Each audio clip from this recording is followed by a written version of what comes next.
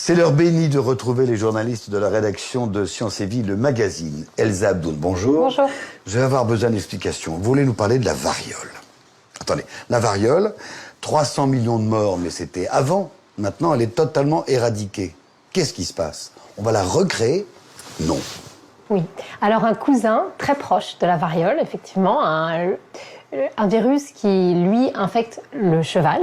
Ce sont des chercheurs canadiens qui ont annoncé ça en 2017.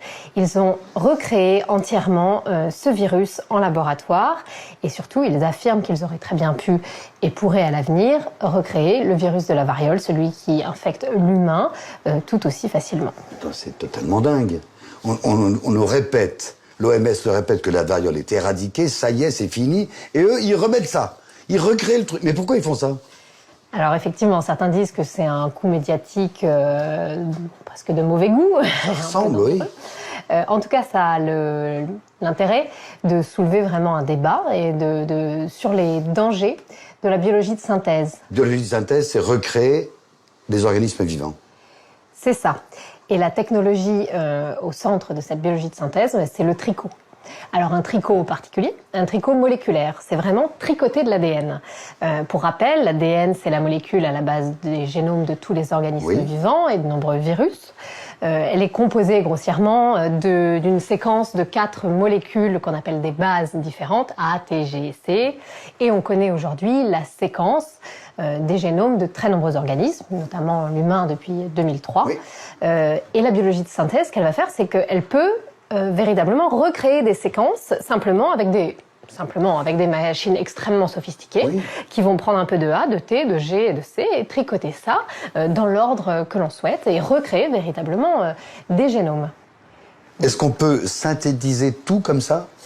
Alors pour l'instant, les chercheurs s'arrêtent aux microbes, aux bactéries, aux virus. Par exemple, pour les virus, ce qu'ils ont fait, c'est qu'ils ont inséré ce génome viral du virus cousin de la variole dans des cellules de mammifères en culture.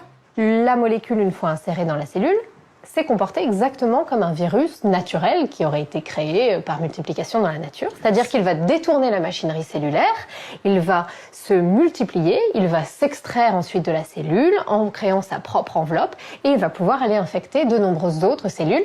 On se retrouve véritablement avec des virus là, simplement en insérant la molécule dans une cellule de mammifère, on se retrouve avec plein de virus capables d'infecter exactement comme un virus naturel. Ça avait déjà été fait pour d'autres virus?